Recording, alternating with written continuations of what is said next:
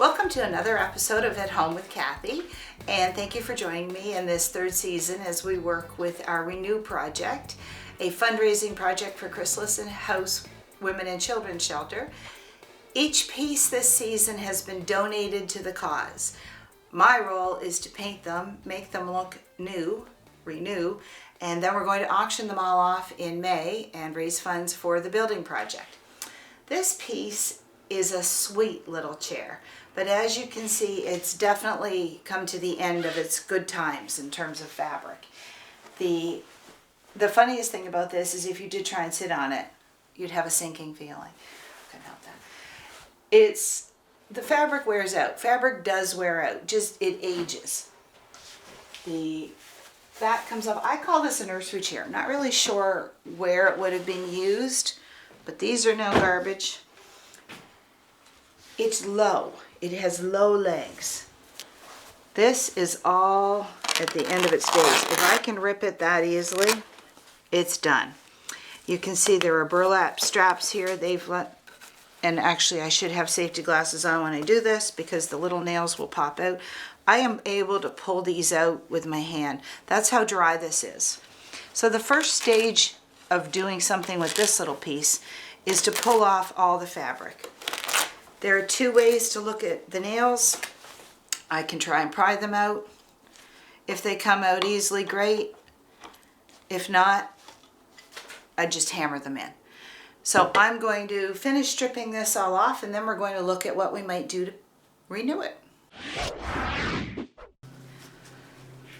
This was a little Sears chair that, as my Newfoundland cameraman just said, I took the arse out of her, which is a little bit rude, but quite accurate. You would not want to sit in this chair the way it was.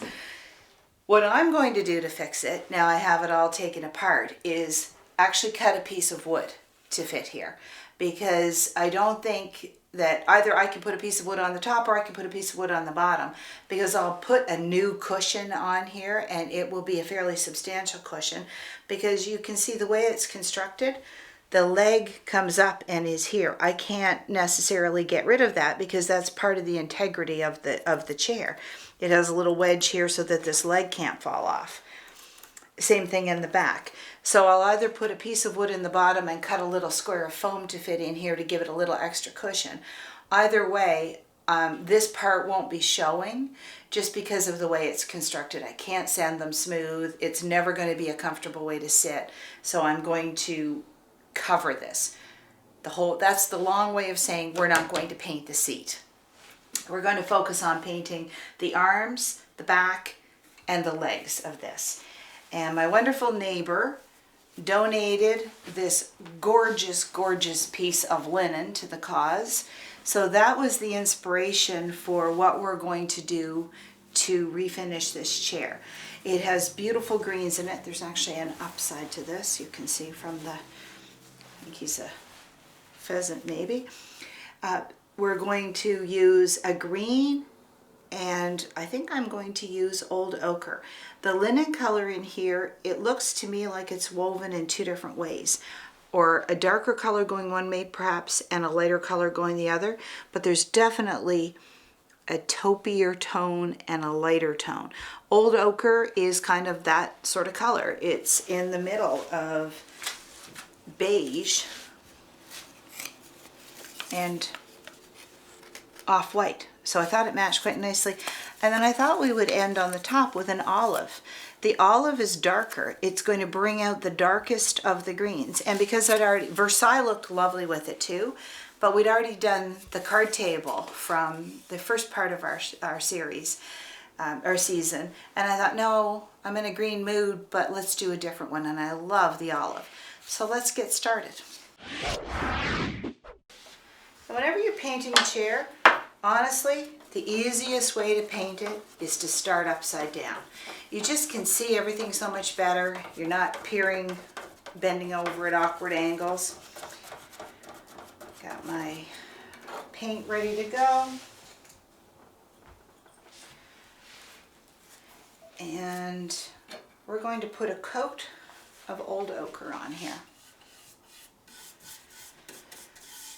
Not too worried about making this coat perfect because I'm going to use old ochre as my base coat, and then I'm going to go over it with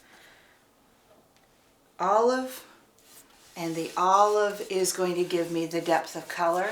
The old ochre is going to allow me to do Annie's signature finish, probably the one she is best known for, the simple two-color distressed. So we're going to use an all-over technique. I don't want big bumps of paint, but I do want to cover all of this. Old ochre also makes my favorite color for using as a primer. If you're trying to move a piece, say, of mahogany or a dark wood to a lighter color, old ochre is a great blocker of color. So if you wanted to paint that piece in, say, a cream or an original or old white or pure white, using old ochre, it blocks the reds of mahogany or other dark woods, like maples, if you had a dark maple. In this case, it's not so much about blocking as it is just about lightening.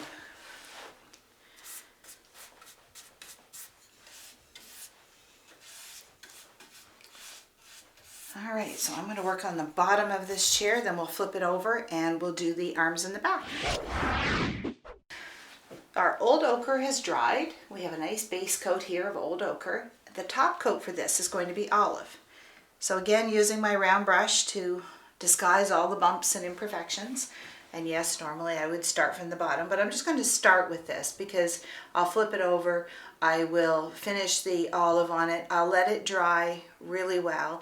And in another episode, when we do another finishing of our products, we'll show how we're going to do that simple distress, the two-color distress. And by then I will have had a chance to repair the seat and make the cushions for it so that you can see it as a completed project.